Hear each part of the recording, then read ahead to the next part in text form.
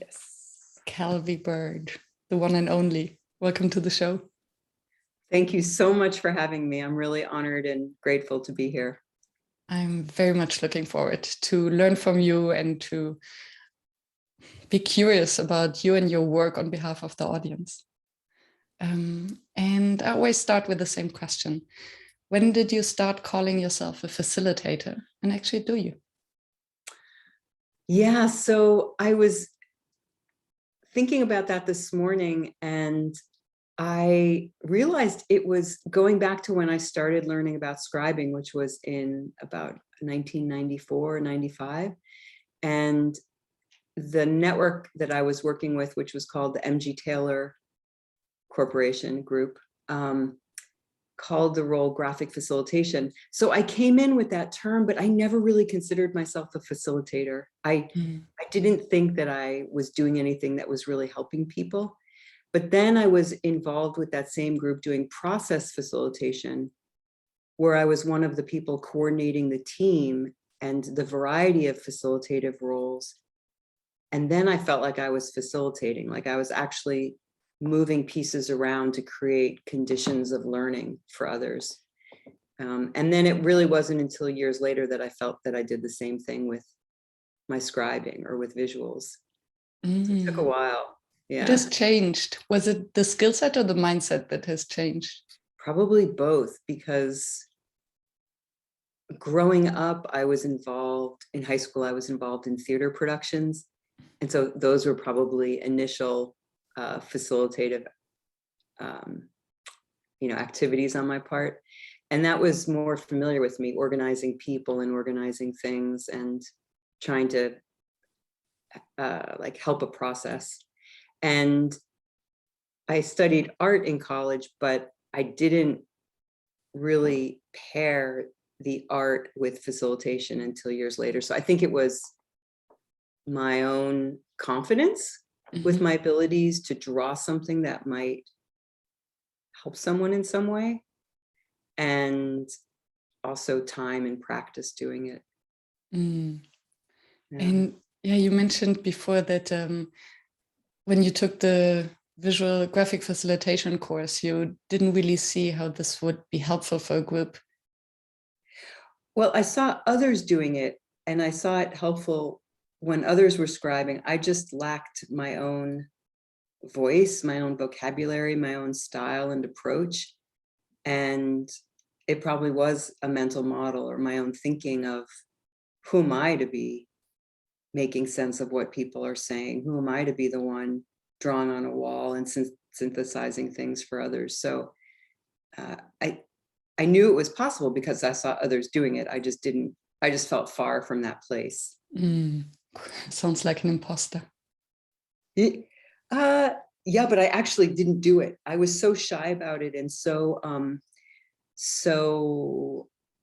self-conscious that I didn't scribe. I was in those environments and brought in, because of my art background, to scribe, but then I couldn't really do it.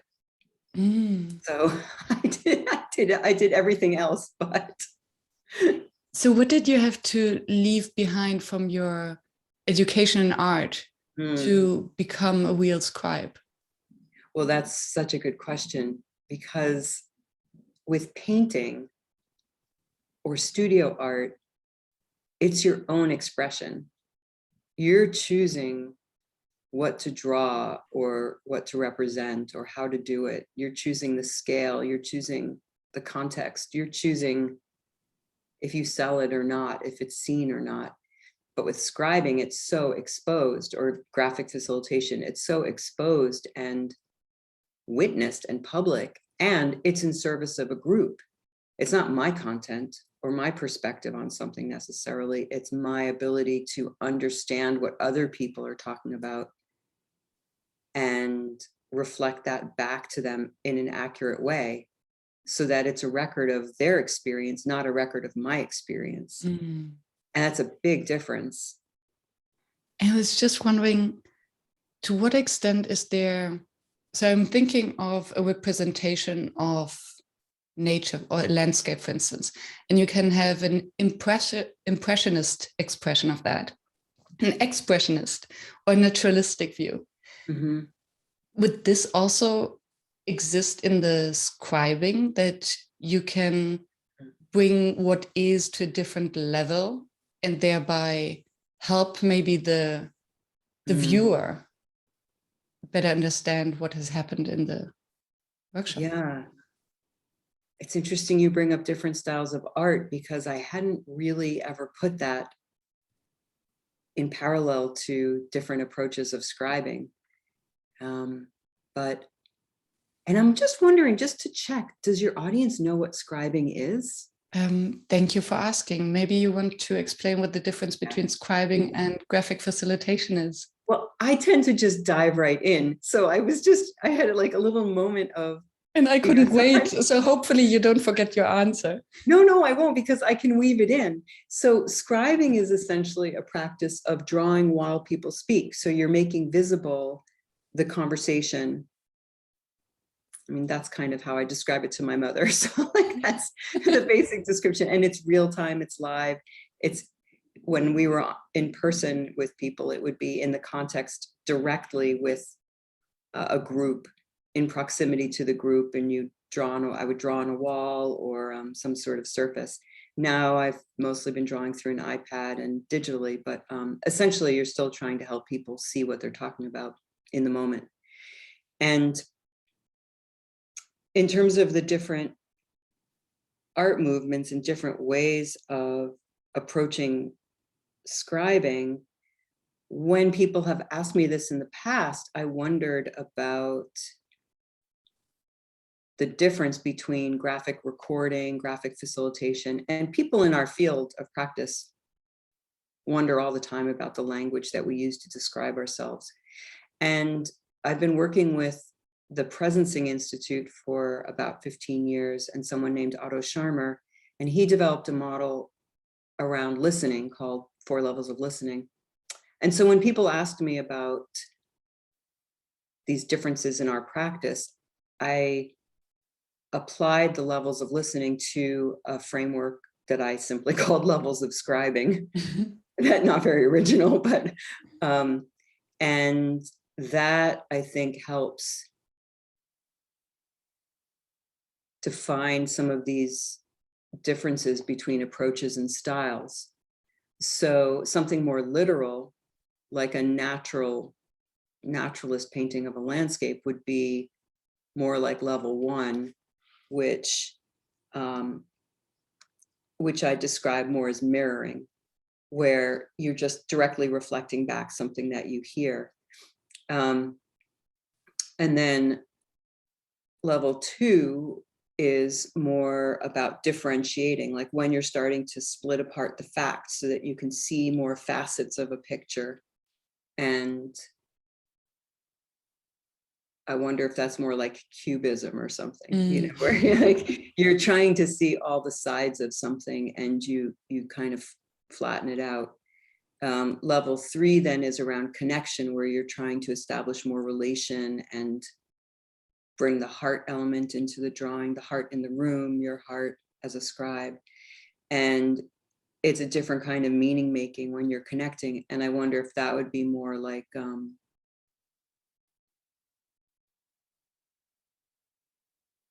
well, I don't know, in art movements, but that might be more, I'm thinking for some reason of like a country scene where no, not even, but I'm thinking of murals or something where it's like big and complex, but you're starting to really get the feeling of it, like Diego Rivera murals or something. And then level 4 is more generative, like that's where it's a more energetic place, and that might be more impressionistic, where you're catching the light, where you might not have clear line, but you have some sense of boundary. But really, at the end of the day, it's integrating all of these. It's no one. It's the ability to discern what's useful when. I mean, that's the facilitative act, regardless of what it's called. You want to be able to know, it's a situational awareness. You want to know what's appropriate when. Mm. and have the skills to bring that, and then also integrate them into one picture. So there might be a generative element right on top of something that's more factual, and they go together because it's the same conversation. Does all this make sense? That was It a makes, very roundabout way of I love answering. it, and it makes total sense. And you anticipated my question. I was like, can you really set these apart, the 4 levels of scribing, or the four directions of art, or whether they rather fit into one, because you need to apply all the different levels in a conversation. And I wonder where the unsaid would come in, because very often it is about making the implicit explicit. That's the facilitation part. And I can imagine that by the participants observing the scribe, and the picture of what they are talking about evolve, it will also impact their conversation. So there's a kind of a loop in there. So how do you capture the unsaid, and how do you integrate then let me phrase it differently. What is your perception of impacting the group? And can you actually manipulate, is a big word, but force a direction upon them because of the representation? Well, I think that that's a fine line with this profession, because there are such quick feedback loops, like you say, because people are seeing their words almost immediately after they speak them. And I really would encourage anyone picking up a marker in this role to be very careful of not manipulating people to their own views, and being very conscious of their own bias, and trying to suspend that as much as possible, and to be of service to the group and what's trying to come through. So honoring the implicit order of what's wanting to be born into the room, and consider that the drawing is a vehicle for that to come in. So in dialogic contexts, you might have a group in a circle, and there's an understanding that the center of the circle is where meaning can come through, and everyone is there as a collective. I mean, Otto uses the term organ of perception. So in dialogue, there's this collective where something is coming through. In scribing, you might be on the edge of a room or in a Zoom box, but there's the same possibility for meaning to come through you, as not a channel like a medium channel, but as an opening from the more implicit part of the field, the social field, into the more explicit part. And I'm very conscious of that when I'm working. And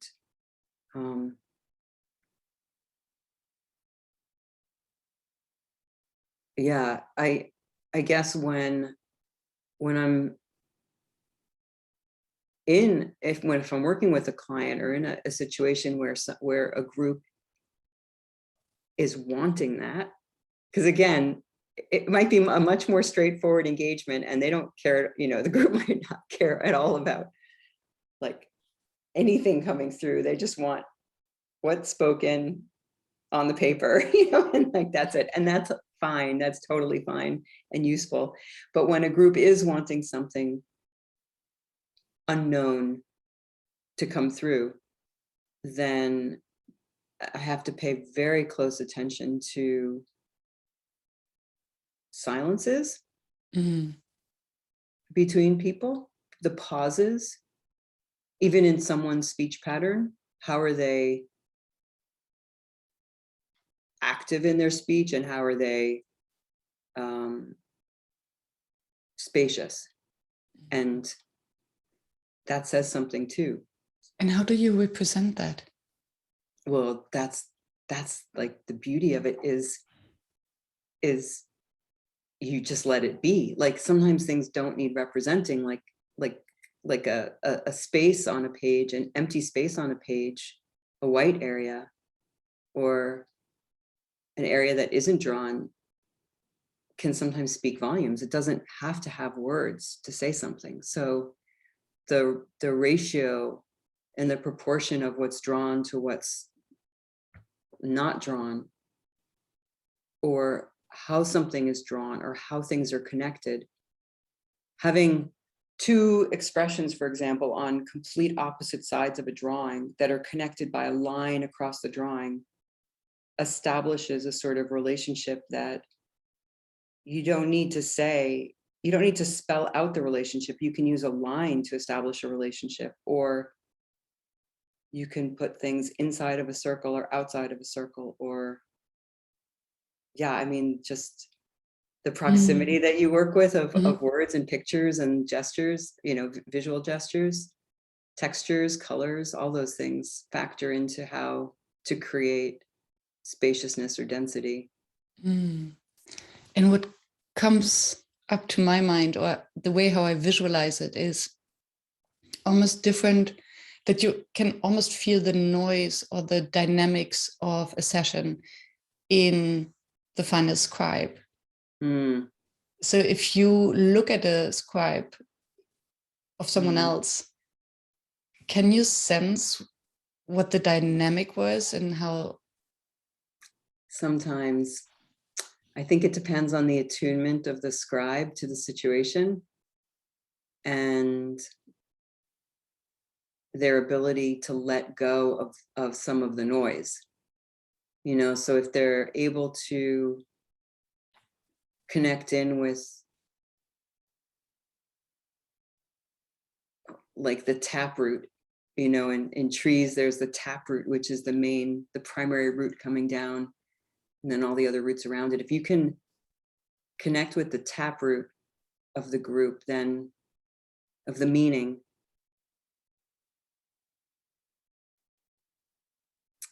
but I get caught a lot in being very distracted by all the things.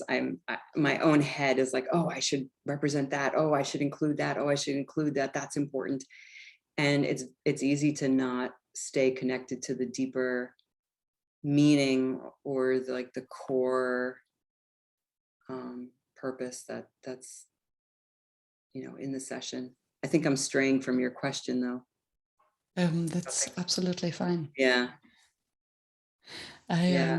I'm intrigued by the answer. It was because my question was triggered by how you explained that the silence is represented by white space, maybe, or the unsaid is represented by being inside or outside a bubble. Yeah. So there are nuances of expressing it.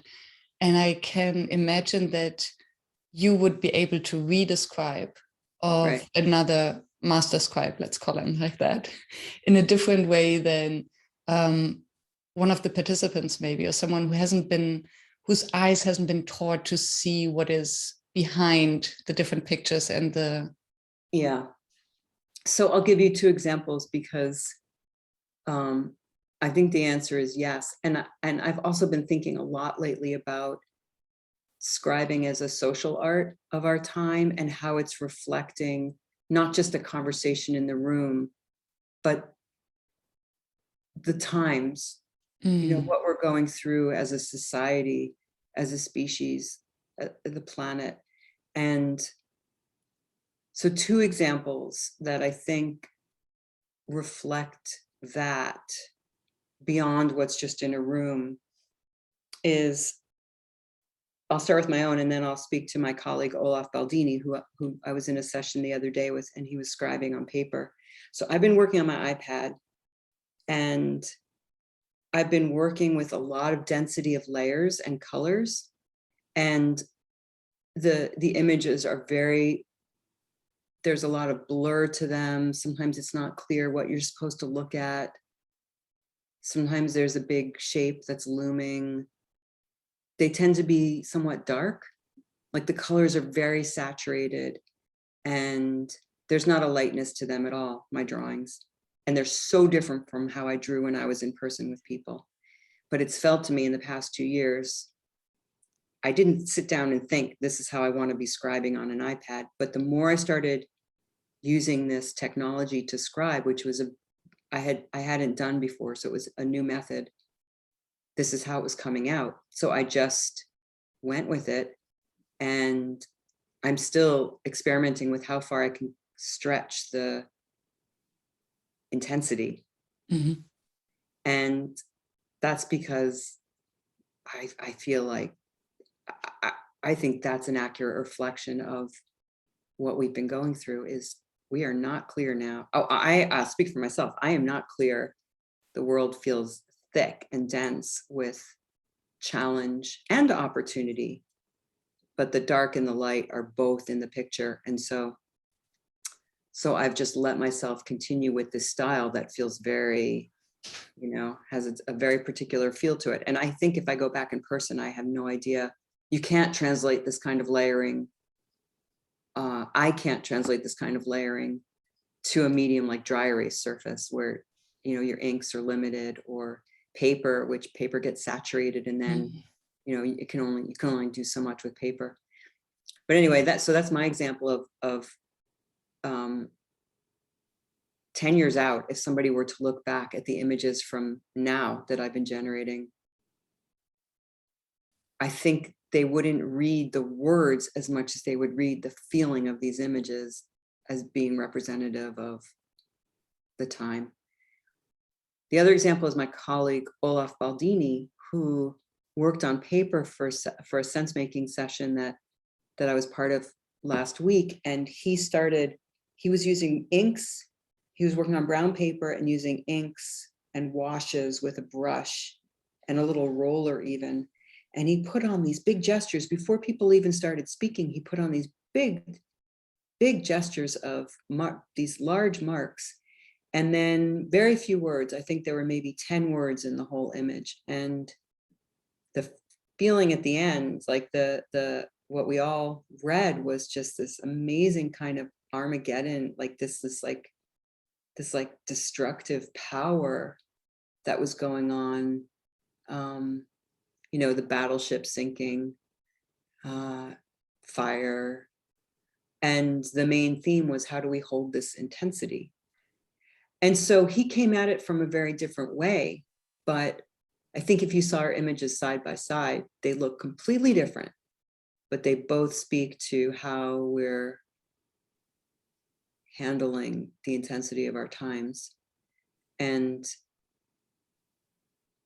again, this isn't necessarily, it was set, they are session specific, but it's kind of overarching. Mm-hmm. And you have to edit this out. Again, I don't think I'm answering your questions well, but it's what's coming. I think you answered them beautifully. Okay. I get. If the audience gets as much food for thought as I do, then we're covered. Okay. Because in the beginning, you said that the scribe is not a medium. And while I heard you speaking right now of the scribe starting to draw before even the first word has been spoken, for me, this sounds pretty much as medium. So it's almost this, you absorb something that isn't said, but it's present in the room. Yeah. So I was thinking about this before we started speaking, that I think it's that the scribe has an attunement to, it's a field awareness. So it's an ability to feel into the moment and be with the moment. But I don't think we're channeling something spiritual from another place. Although I would say at times I felt like there's a mystery in the room, but there's a mystery, and I think something will happen, and you'll be drawing, and all of a sudden there's the thunder, and the thunder completely meets what you're doing. And so there's just an awareness more than a channeling, I think. And that awareness comes from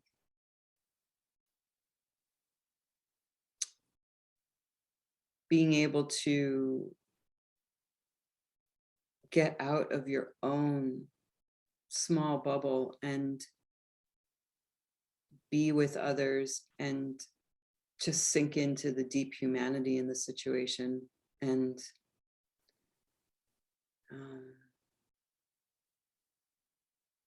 yeah, like just connect with the best possible spirit of the people and the place. Mm. Are you paying attention to body language and to how the participants react? And then how is it different online as opposed to on site?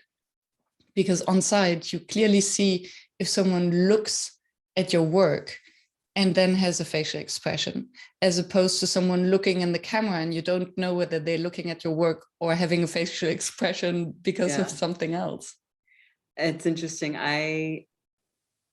In a room, my back is to the group, so I'm not paying attention to body language at all. I'm only paying attention to the language of the voice, the tonality of voices. And so there are the words people are speaking, but then there's also the tonality. So where is it coming from in the person's body? Does it sound like there's fear around what they're saying, or are they speaking with confidence? If there's a conversation going on with a lot of people, there's a rhythm to it, and you might hear certain voices coming in more than other voices, and then you might hear, you know, a smaller, quieter voice come in, and so there's like a music to the sound of the voices. And then on Zoom also, I'm really not looking at what people are looking at. I think I'm still very shy about it, and get very nervous with the idea that people are watching anything I'm doing. And when I have to scribe, I just sort of tune in to the content and try not to think about the audience, you know, the idea of an audience. But I try to just experience it as we're all here to hear something or share something together, and I'm participating in a slightly different way, but I'm one of the group. And yeah, I mean, in a room, if it's been a conference or like a week-long learning session or something, it's always great to see how people engage with the drawings at a break. You know, of course, you want the drawings to be useful. Like, you want the drawings to have a purpose in the room, not just be pretty decorations. And so, of course, it matters if people are looking at them or not. But while I'm drawing it, it kind of freaks me out. So I don't pay attention to that fact. I just carry on with what I'm doing. Which actually makes sense, because you can be so biased by misinterpreting facial expressions, or by maybe then starting, I can imagine, just if I was there, there would be so much going on between my ears with overthinking, am I interpreting this right? Am I hearing what they really said? Am I sensing the right thing? Who am I to actually put my own voice and perspective on it? Because at the end, you're drawing a mirror to them, right? Yeah. Yeah. And how would you, so when you think of how participants then engage with your drawing, can you recall a moment where you were like proud because you could sense and feel that your drawing was really adding value? And how does this manifest? It is harder to feel that way through Zoom because the drawings are small. You know, the drawings are bound. They're smaller than a head size, even if somebody has a large monitor and during a session or at the end of the session, they can pin the drawing to the full size of the monitor. It's still smaller than a body size. Whereas in a room, it's surrounding. The drawings can surround the people. And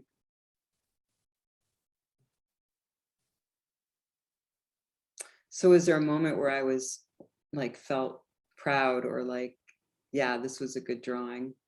Yeah, I've had moments like that. Some have been technical where I didn't think I could do what I was supposed to be doing. Like there was one session.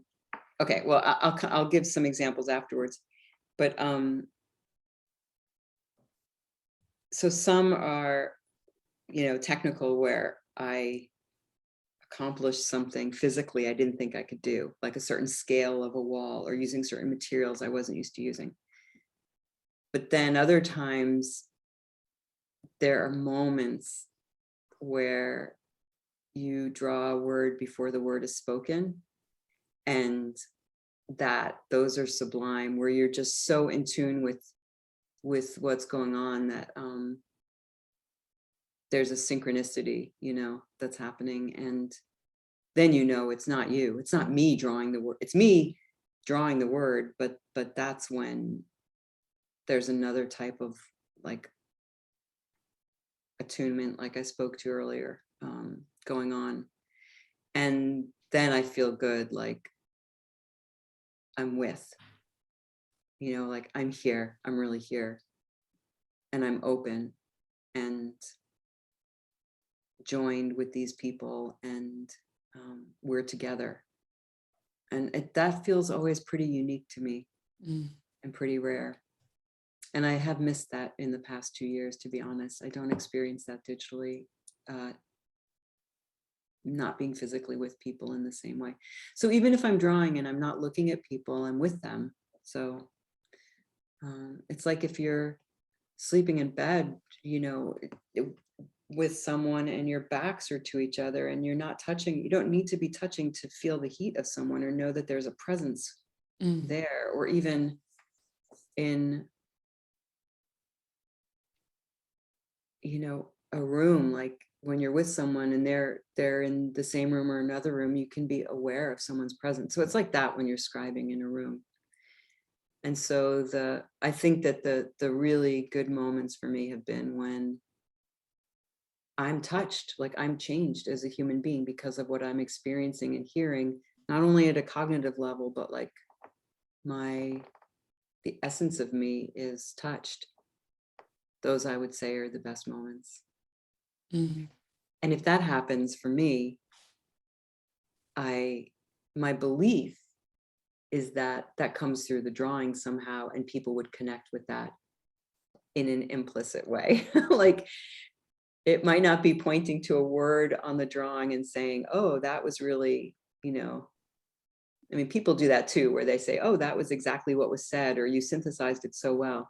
But it's more of the feeling. If somebody just gets the feeling of it, of the moment through the drawing, that to me is really like, that feels like success. Yeah, especially I see the value of the drawing that it's this emotional connection to the information. And that's what we remember best. So if we would read the minutes, we forget them. If we look at the drawing, we have an emotional response to it, and we sense the emotions in the drawing through the pictures. Sometimes, I mean, it also happens that people get lost in the drawings. They don't know, like they want to know what I should say, my drawings, because other people's drawings are usually more clear than mine. Especially now, mine are have all this density going on. If people weren't in the room and look at the drawing, they might not have a good sense of what was happening, which I think is not, it serves people having a connection to the feeling of a session. But if there's a lack of clarity in the words, then the people who were in the session or not in the session and looking at the drawing might not be able to reconnect with what was being talked about if the words aren't clear enough. So I think it's a balance between the feeling and the cognitive and the more emotional aspects of it. It's hard, you know, because you want to get the accuracy of the what was talked about, and you want to get the accuracy of the I don't know, gestalt, or you know, the yeah.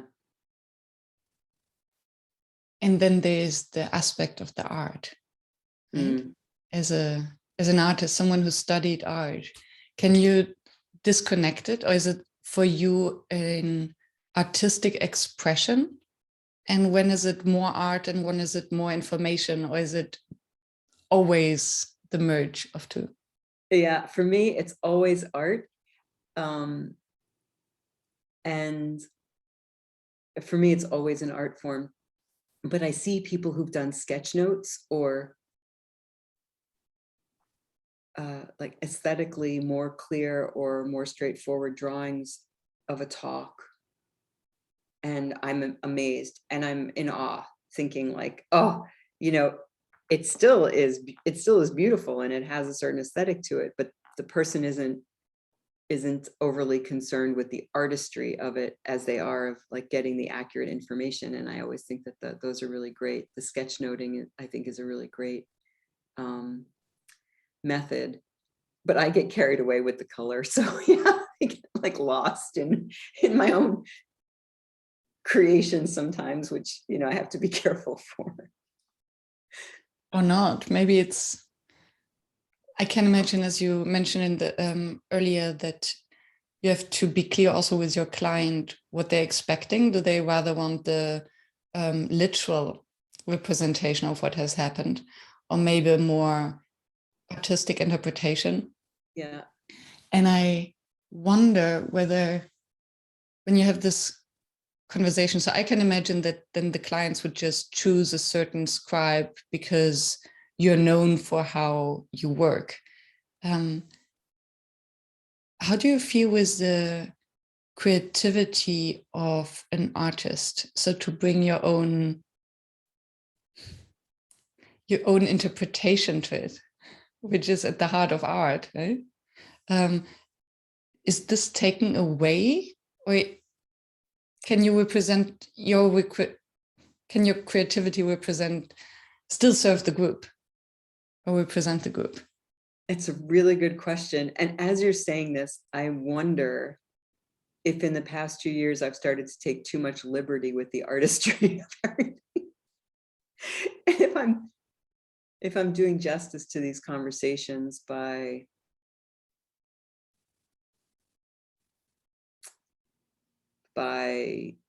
giving myself more permission to be more painterly with the drawings.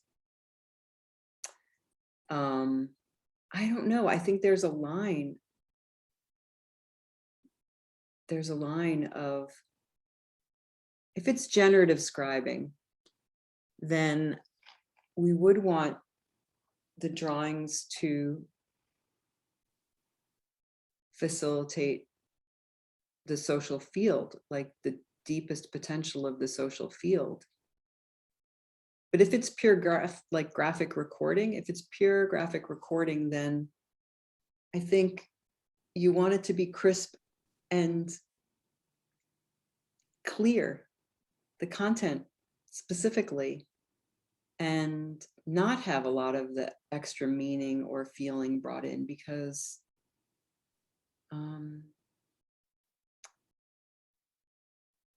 yeah, when people come to me, sometimes they know and sometimes they don't know how I've been working, and I need to know what they're expecting and see examples of what they've had before. And I send a lot of work to other people depending on different people's styles and what I think would be a better fit for clients. I've just gotten more careful over time so that maybe I can be more free with it. Also, you know, to be honest, it's been a hard 2 years and for everybody. And combined with my stage of life, you know, I'm 56. I've been doing this for, I think, like since I was about 28 or 29. So I've been doing this for a long time. And my processing ability is not what it used to be when I was in my 30s, like my brain doesn't function as sharply as it used to. And the times feel more complex than they used to feel. And so I really am just trying to do whatever I can do to keep scribing. So if it means using more color, I'm doing that. If it means working with clients who are open to a generative approach, then I'm doing that, because I can only be true to where I am now and what I'm able to do. And yeah, I don't know if that makes sense, but there's also maybe a fit of like which scribe is the best fit for which client or which situation.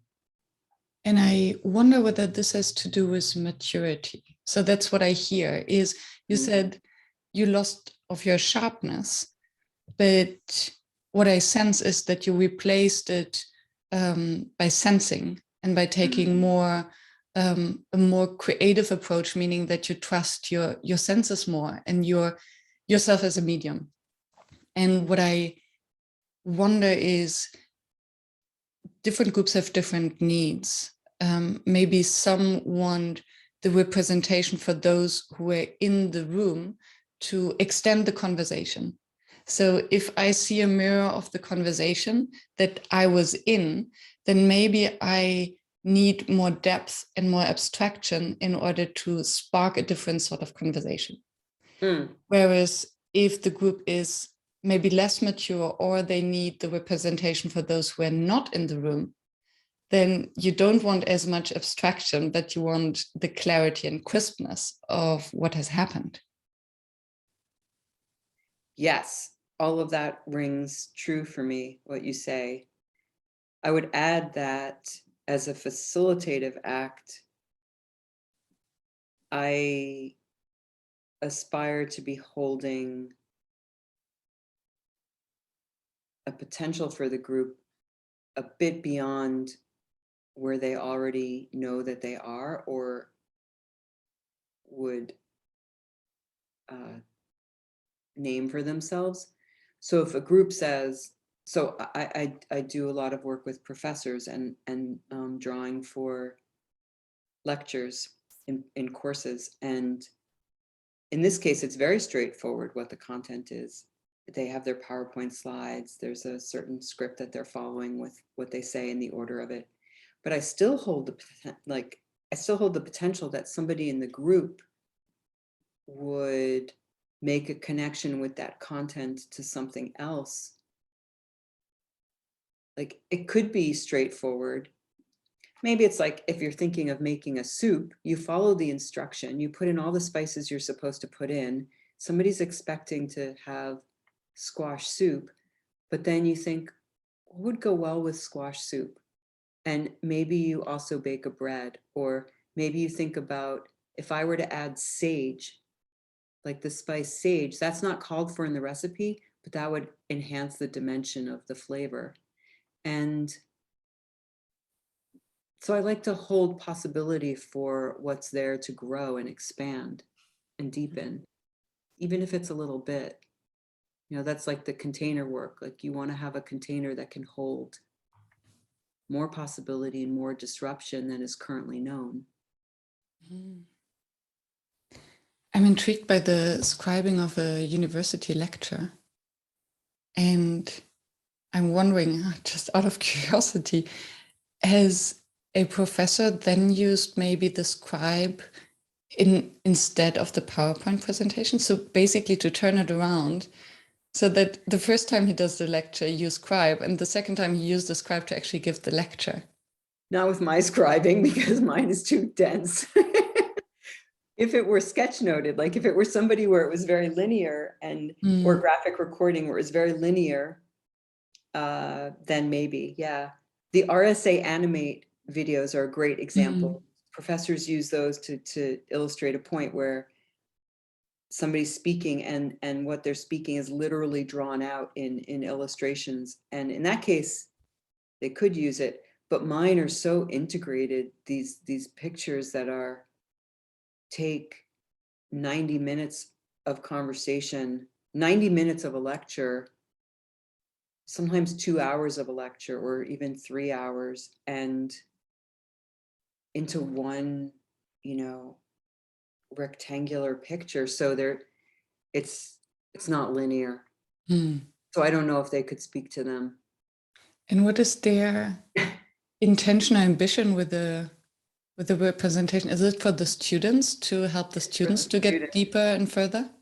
Yeah, I mean, when I do it with professors, it's in the context of week-long learning programs, or even month-long programs where one cohort is going through a certain journey over time.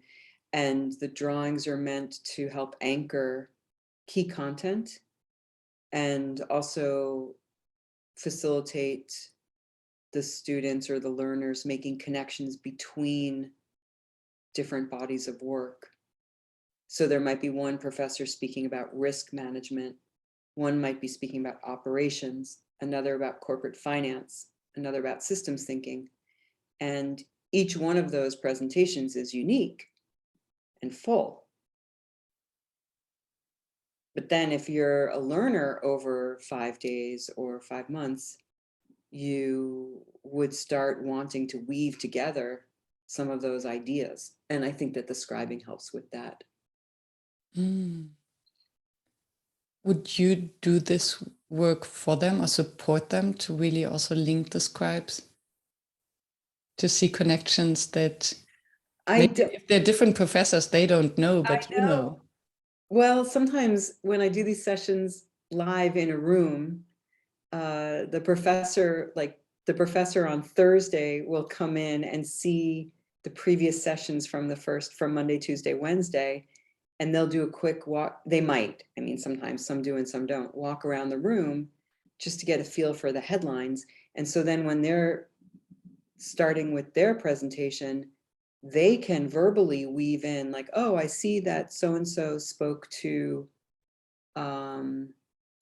feedback loops the other day. So in finance, feedback loops look like such and such. And then, but sometimes they don't do that. And, you have to remember, I'm talking in like best case scenario. In my mind, what I've created is, my imagination of this practice. What is actually real for people, I have no data. This is not going on any kind of survey or data that's been collected over time about the impacts of the scribing.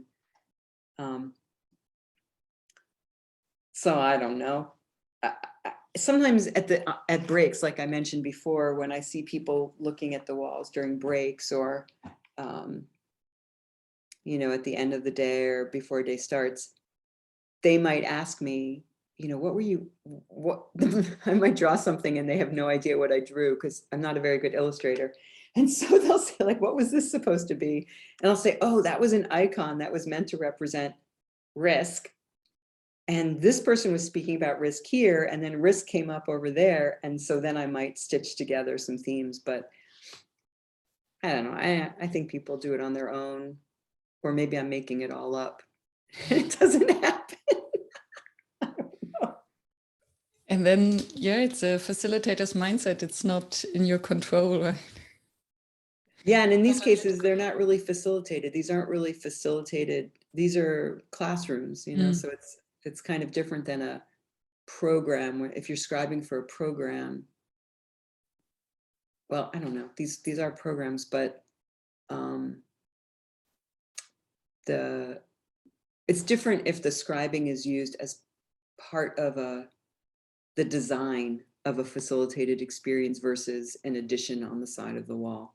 Like how integrated the scribing is to the design. So if the professor or another facilitator during a week makes a point of creating space for people to look at the work, at the drawings, that's different than if the drawings are never included in any kind of reflection. Which almost sounds sad, because then why would you have that? Yeah, but this is where it doesn't ever really make me sad. It does make some scribes sad, and some scribes rightly so. Some graphic facilitators, it is important to be introduced so people know you're a person doing this work. And it is nice to be included in design. And some people have more strong opinions about it than I do. For me,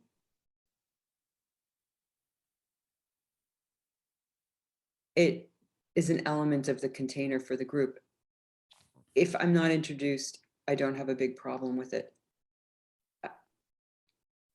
I mean, it's a reflection on the, it's just information for me of, where the group is at. Whatever. It doesn't, I don't take it personally. Say that if I'm not introduced, I don't take it personally. But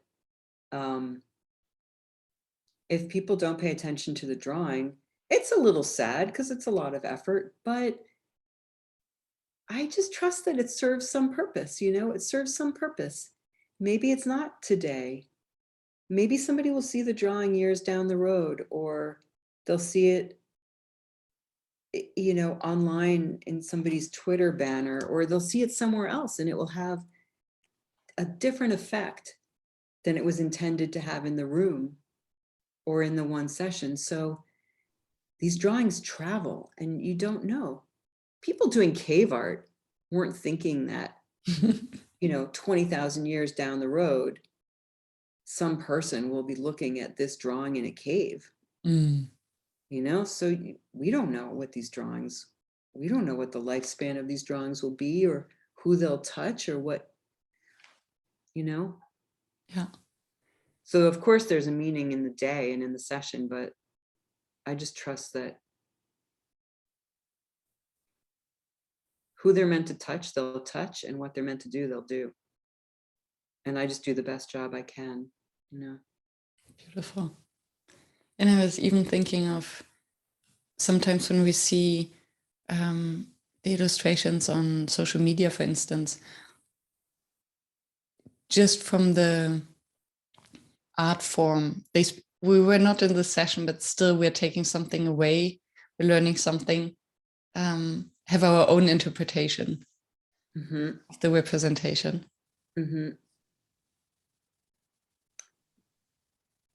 Would be interesting to have sort of a museum or a gallery, different scribes, to just spark conversations around it. People say that a lot. I've heard that, and maybe it will happen one day, but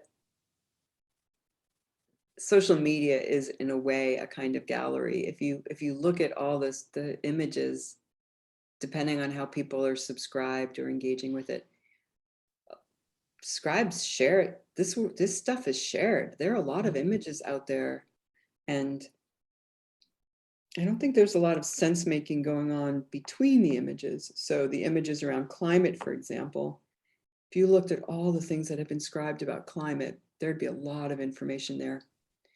But I don't know what that would yield. I don't know. It's like you could collect apples from an orchard and you could just eat the apple, which would be like looking at one drawing, or you could make something like applesauce or apple juice or cider or something out of the apples that takes it to another place. And we haven't done that yet with scribing. We're still at the apple level. Exactly, because then if you only have one cider, that's maybe interesting and tasty, but if then the other apples from the other ciders come together and you taste the same product but from different regions and they all taste differently. So absolutely.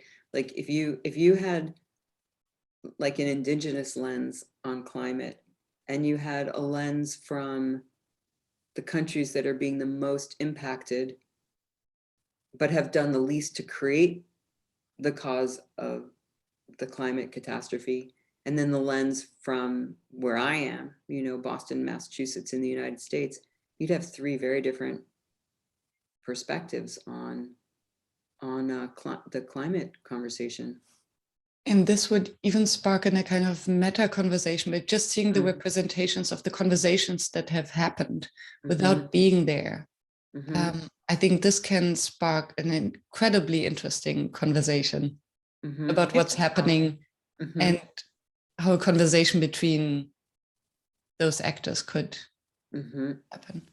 I think it will come. I think it will come. We're just like recognizing now that we have an orchard, so we're just busy kind of tending to these individual apple trees, but I think it will come.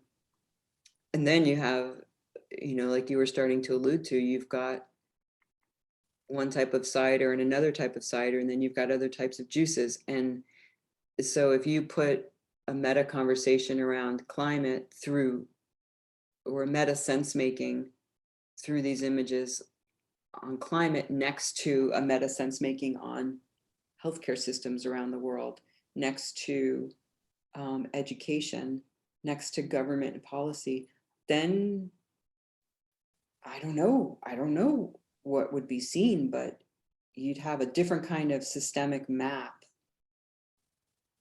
than we have today about some of these topics. Just by the fact of like all these pictures representing so much data and so many perspectives. Yeah. And because of the art form, they facilitate then a conversation. Literally. There's something else too. I don't remember what you were saying before, but something with social media. When you see these images, even if you don't understand them, if they're not in your language, you can't understand them, you weren't there, they don't make sense. There is this element of care, I think, that comes through where someone was listening very closely and making the effort to translate or transform what they were hearing, what they were listening to, what they were taking in into this form, into this visual form. And I think that I would like to believe that that feeling of care comes across as much as the information itself. Mm. Is this a way how you would distinguish a good scribe from a bad scribe, if this is even possible, that you feel the sense of care and the depth of listening? Yeah, that's a good question. I would say there are no bad scribes. I really would really advocate that anyone who's trying to listen and draw is doing it in service of insight or in service of helping people see something or see differently or increase our ability to see and understand. So I don't think there's any bad. There might be different skill levels. And I was speaking before to these levels of scribing. There might be people who can approach different levels or have a different ability to integrate the levels together. But I think anybody who's doing it cares.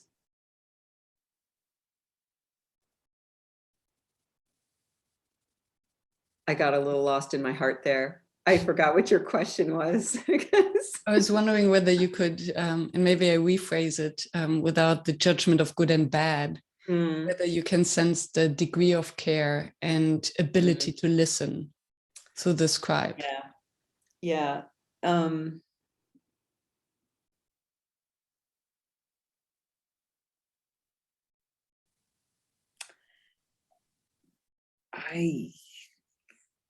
I would say it's a feeling, like you feel it or not, like you feel the care or not. It's like when, maybe somebody makes, this might not be a good analogy. I was going to say when somebody puts together a party and, if they open a bag of chips and put it on the table in the bag, that's one level of care. If they put it in a bowl, that's another level of care. If they put the chips and they make some homemade salsa together with the chips, that's another level of care. So what are the conditions, like when we're scribing, what are the conditions that we're conveying through our drawing that convey our level of care and attention? And I was just, as you were speaking, I was thinking back to the soup, and I think we can taste the care, or maybe maybe it's not the care, but the passion. And I think when we listen to musicians, they can play the same song and still some you feel it, entire body reacts to it. Exactly. And I can imagine that with a graphic representation of a session, you get a similar sense of whether there was passion and care involved to a higher degree. Absolutely. I think it's a felt response. You know it. You know it. You know when somebody cares about something or not, right? I don't know. I think like, yeah, human instincts. I think it goes back to something maybe really primal of like knowing when we're cared for and when we're being nurtured by something or not. Because this makes us feel safe. And hence we open up. Beautiful. And maybe that's also this passion and care can only come through the work if we're really, I say we, if you're really open to receive it and to feel it, to translate it then into the piece. And it is a we, by the way, because it's not just me drawing. It has to be a we, you know. Yeah. Beautiful sentence. Thank you. I'm curious about two aspects, and I wonder whether I can combine them. But you let me know if it's combinable. Because you mentioned a couple of times the non-linearity of your drawings, as opposed to some drawings that are more linear, some scribes. And I wonder whether is there a kind of can you teach someone to read a scribe, even if it's non-linear? Because, for instance, coming from a Western culture, we read from left to right, maybe from up to down. So there's some instinctive way to look at images. Someone coming from the Arabic world or from China, Japan, might read it differently. Yeah, that's a really good question. And I don't know, but one of the reasons that I do work, usually my preference is to work all over a page at the same time and not be linear. Sometimes I am linear because I know that that's how people will be reading it and they need it to be in blocks, like left to right or right to left, but with a clear indication of where to start and where it ends. But my preference is to bring a whole thing up at once because it cuts across these different verbal languages.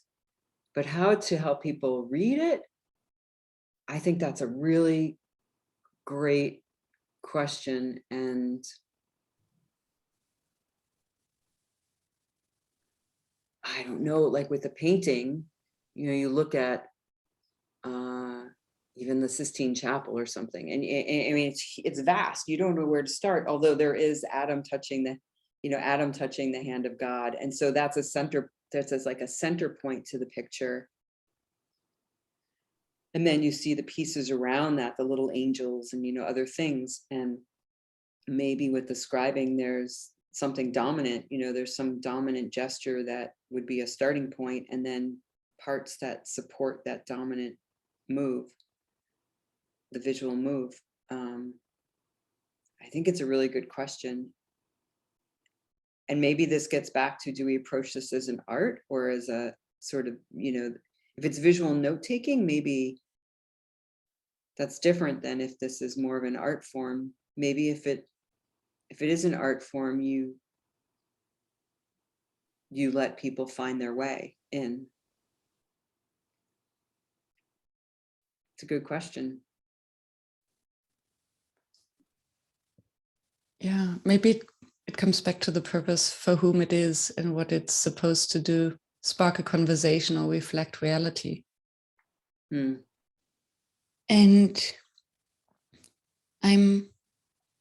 after that, I want to ask you about the course and how you teach scribing, because I'm getting more and more curious.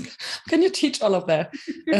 But before that, I wonder whether, so I would have the impression, listening to you about the linear, nonlinear way of scribing, and you scribing all over the surface. How do you know? I have the impression that sticking to the linear is kind of the whisk-averse version, because you can just follow the timeline. So it's the time and space are linked. Whereas when you're using the entire surface, your gut is somehow telling you that there are different topics that maybe at some point get interrelated, but maybe not. Yeah. It's true. It's risky, but it does rely on a confidence in an ability to see how things hold together, and trusting that things do hold together. Did you ever get angry at a group because they were kind of messing it up, that you thought they would go somewhere and then suddenly they go somewhere totally else, or they disrupt themselves? Not at all. I mean, it always unfolds the way it's meant to unfold. You know, it's like a garden. Not everything blooms at once, but eventually everything has a bloom.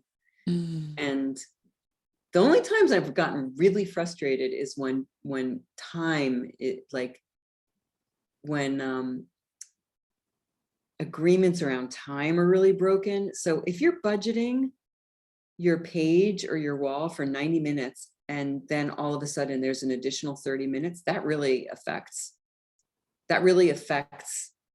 how you're trying to reveal these things, whether you're doing it in a linear approach or nonlinear approach. We're budgeting our real estate of the canvas, you know, of the board, of whatever you're using, and also pacing our own energy and our own like listening and attention. And so if a group goes over, I get really frustrated with that. Like sometimes I get so angry, I stop drawing, because I'm like, oh, come on. And plus, like, the group was expecting it to be 90 minutes. So you're testing everybody's like, you know, it's something having to do with honoring the commitment and around time. But that's my own personal issue. That's my own trigger, and I'm well aware of that. But that's the only time I get irritated with a group. And it's usually not even the group. It's the facilitator or the presenter who has lost track of time, where they didn't get, you know, to what they were trying to get to in the parameter. That said, there have been times where I've been in these deeper dialogue sessions where there is a movement going on, like there's a movement of energy. Things don't always happen in the time that you've prescribed, and you need to stay with it to let something unfold. It's like now in the Northeast, I use the, you know, description of a garden. We have all these bulbs coming up all over the place. And yesterday we had snow, and for a little bit, but it was so cold that all the flowers have a pause. You know, they're all happy and it's been sunny and warm and they're like bursting with their energy. And then we had a really cold day and they have to sort of hold it in for another day. And now it's sunny again. So now they start opening up again. And if that happens in conversation, where you have a blossoming and then something shifts the field and the field contracts, and people like go back inside and they stop sharing in the same way, you might need a little bit of warmth to open the group up again. And if you're scribing, too bad if it's gone over 20 minutes, because you need the group to open again. And so what's most important is that the potential of that moment in time is met, and the scribing you go with that. But if it's a 60-minute class and the professor goes over 15 minutes, I get a little irritated.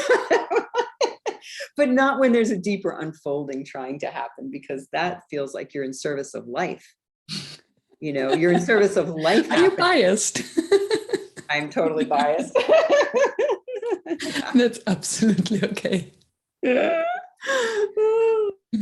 a difference if somebody's presenting existing material versus a group like a dialogue.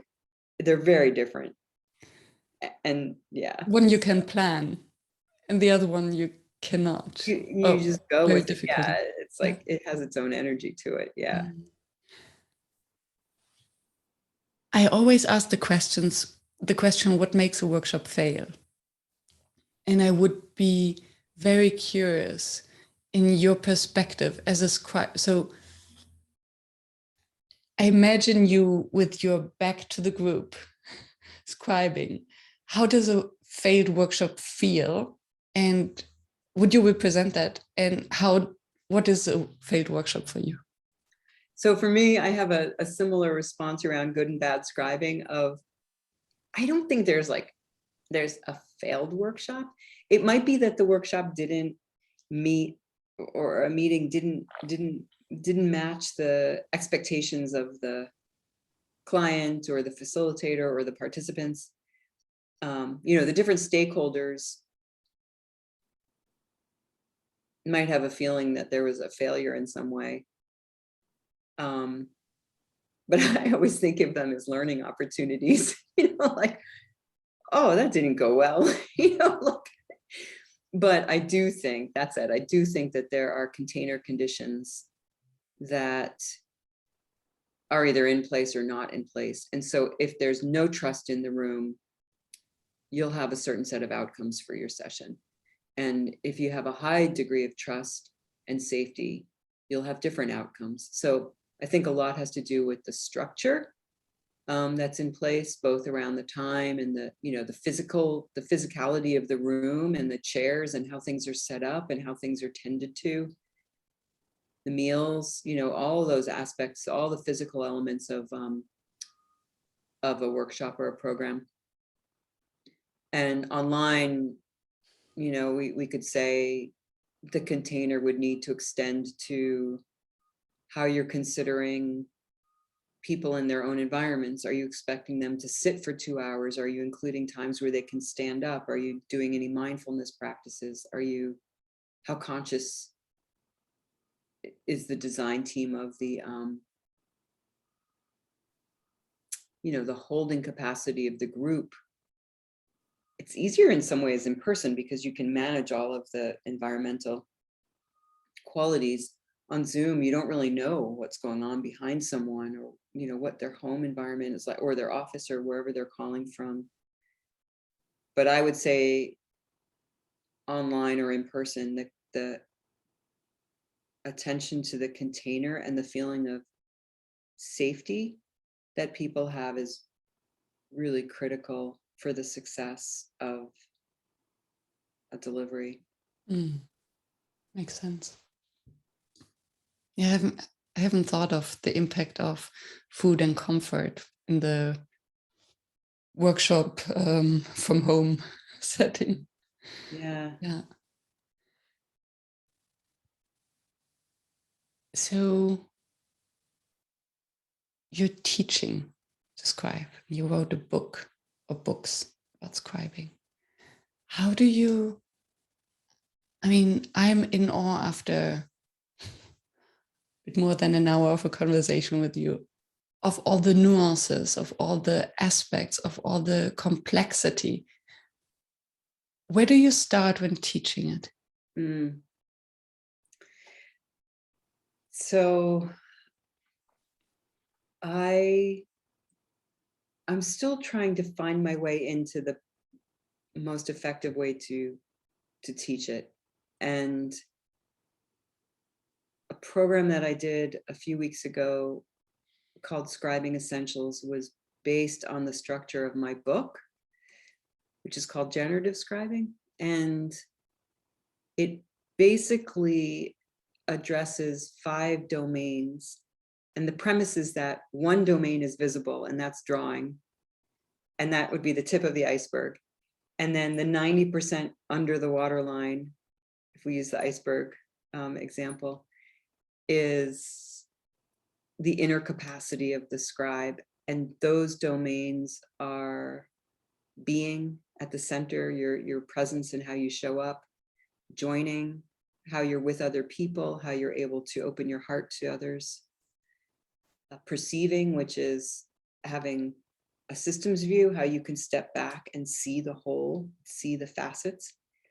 And knowing, which is around this, we've spoken about this a lot today, this deeper sense of trust and coherence, that things hold together. And then the fifth, as I mentioned, is drawing, which is like the representation of things unfolding. So you have this axis of inquiry between being, joining, and seeing, perceiving. And then you have an axis of advocacy, which is more vertical. So the inquiry is horizontal and the vertical is advocacy between the coherence and, again, being at the center, and then the unfolding into drawing. And in the program, or I'm thinking how I teach it now, is to focus on those 5 domains and how they function together. So how do you join with the group and see at the same time? How do you know something and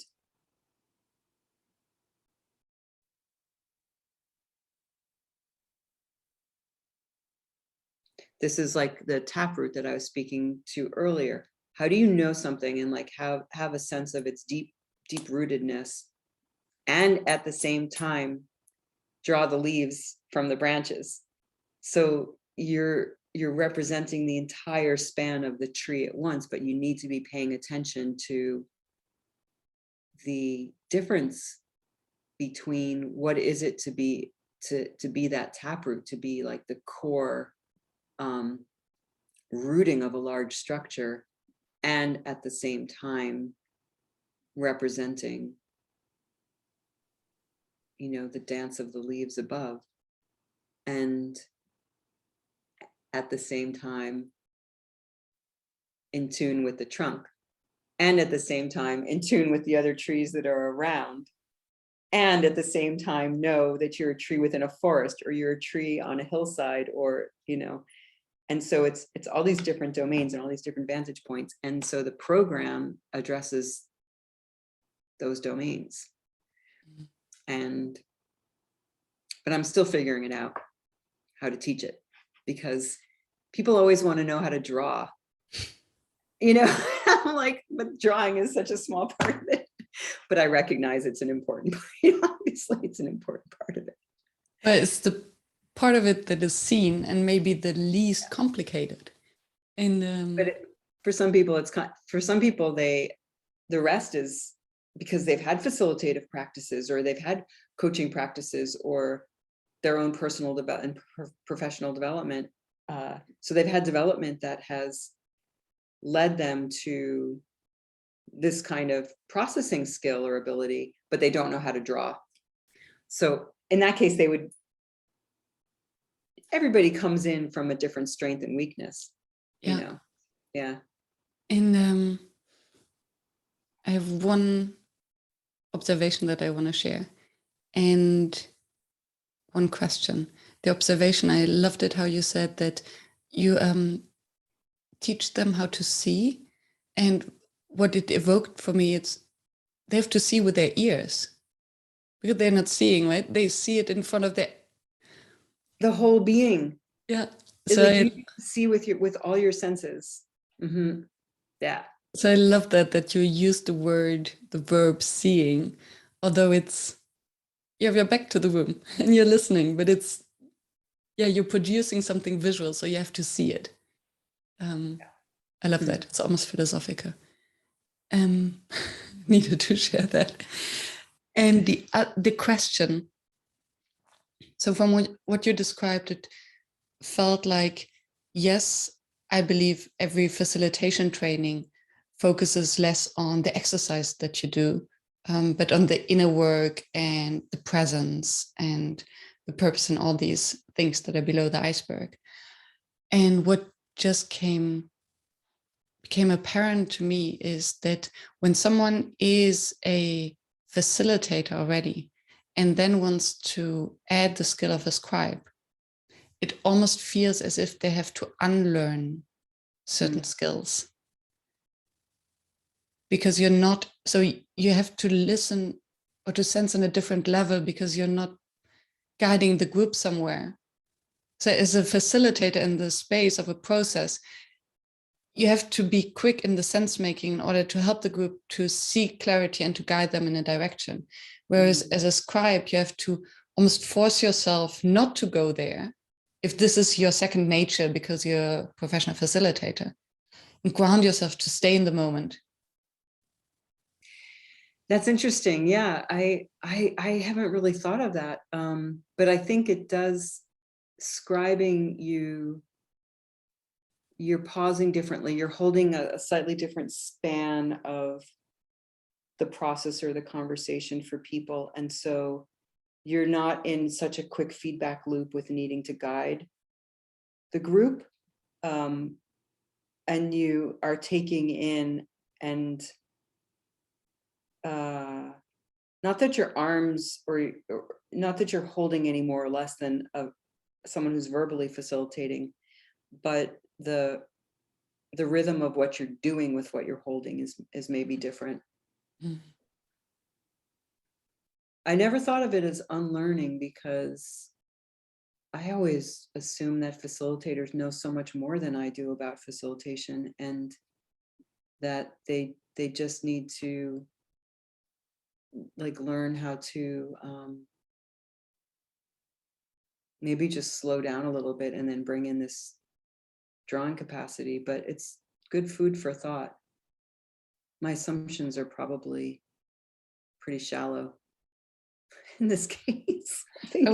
I wouldn't say so. I was just thinking of myself that as a facilitator, I'm constantly aware that I have to be present in the now and still with parts of my brain a step ahead.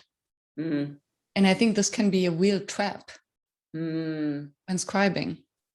Yeah, and scribing, the only way that I'm thinking ahead is leaving room to keep drawing on. But it's not thinking ahead in terms of guiding the process. I mean, it's a relief not to be thinking like that, where you don't have to worry about what's next on the agenda because you're following more than you're leading it. I think in verbal facilitation, you need to lead more, and the scribing is more of a supportive role. It reminds me of a dance where the leader has to think of all the steps they want to do next and how to send the signals to the follower. And the follower is always a split second too late. Yeah. Because the follower doesn't want to anticipate. Yeah.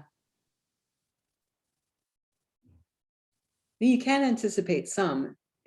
Like if we have an agenda, then we're given the steps, right, of the dance. And so we can anticipate when there will be a quiet moment, or when there will be a very dense download of information, or when groups might be in breakouts.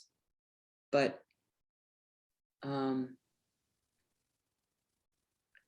yeah, we're a step behind. And the agenda might change. You know, it's interesting when you asked about like these programs that I've been delivering, because, and I talked about the content more than the process, but it's been very challenging for me to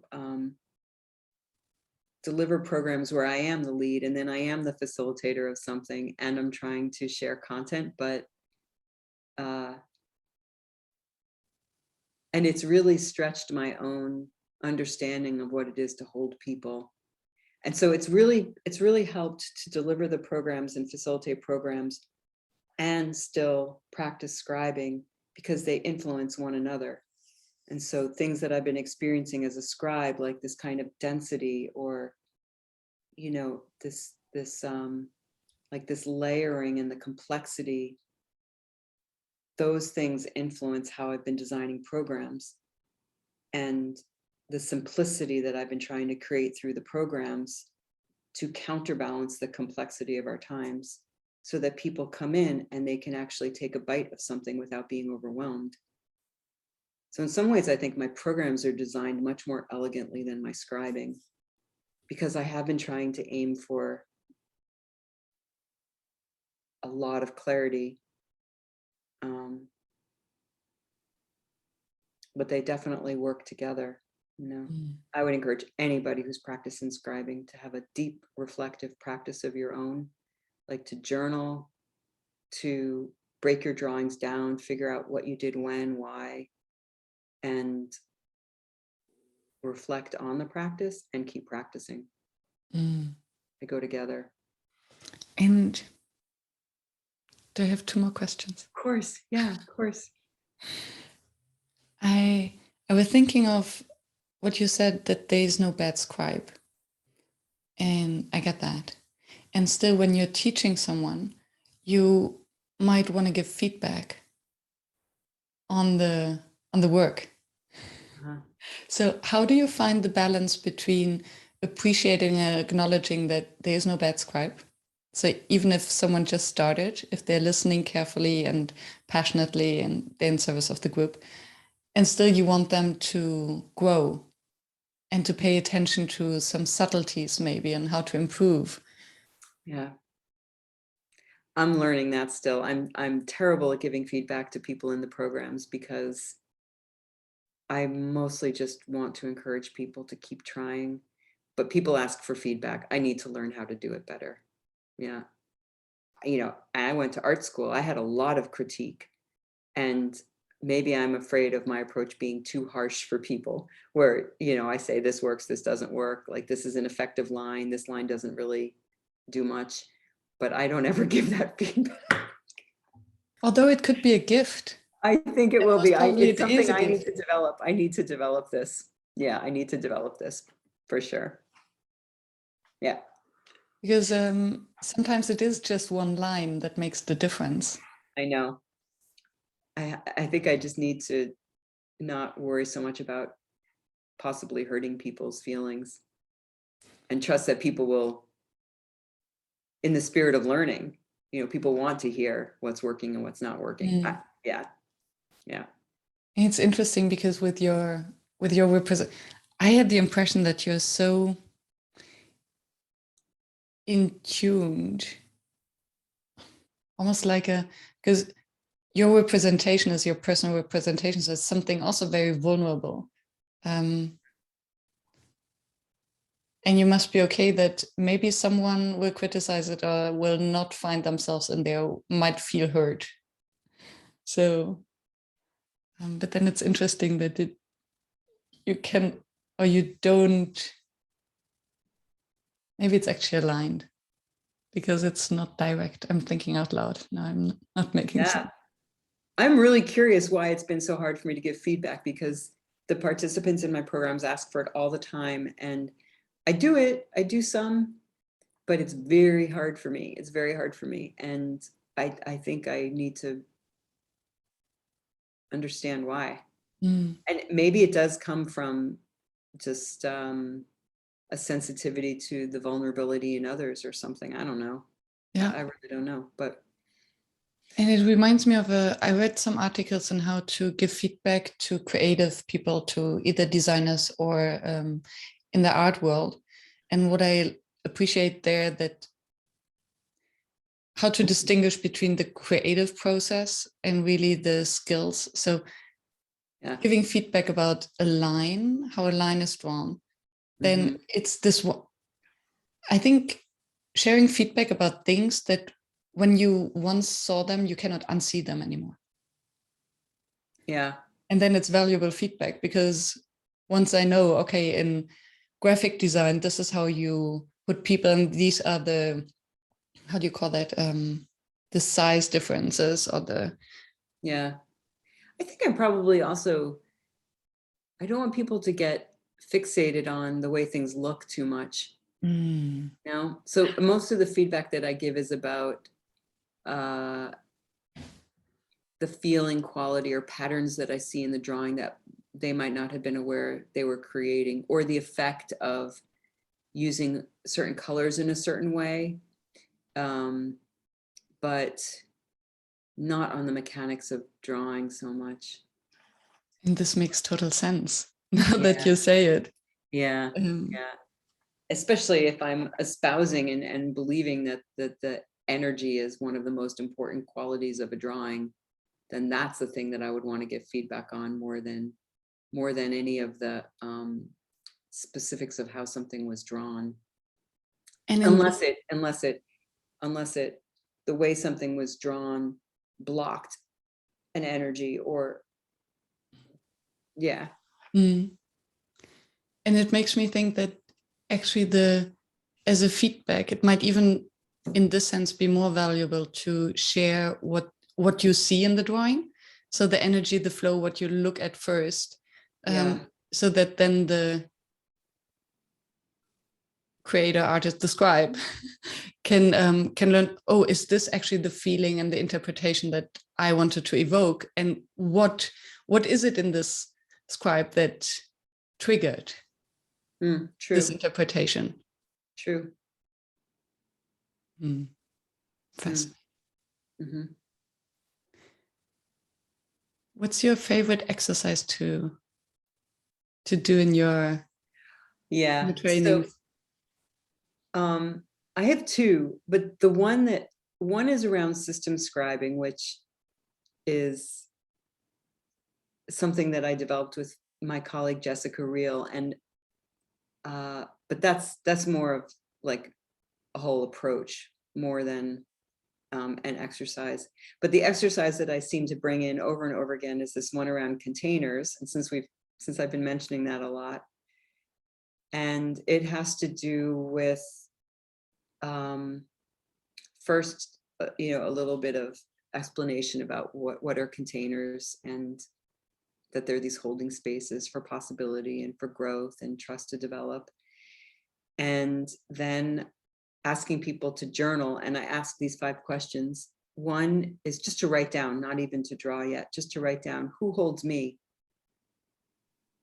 So where do I feel safe? Like, who helps me feel safe? Who holds me?